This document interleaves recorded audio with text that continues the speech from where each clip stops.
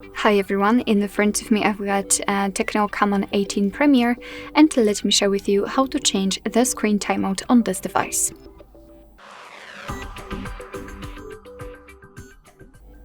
So first of all, let's enter the settings, and here let's scroll to find the display and brightness. Now let's maybe scroll down a little bit to find the screen timeout option, and let's tap. As you can see here, we've got some options from which we can choose. So at the top, we've got relatively short options to choose from, and at the bottom, the longest option, which is 10 minutes in this device.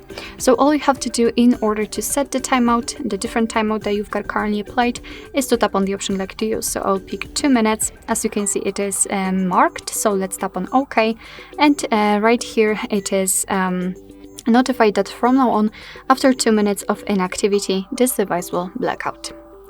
Alright, so that will be all. Thank you so much for watching. I hope that this video was helpful, and if it was, please hit the subscribe button and leave the thumbs up.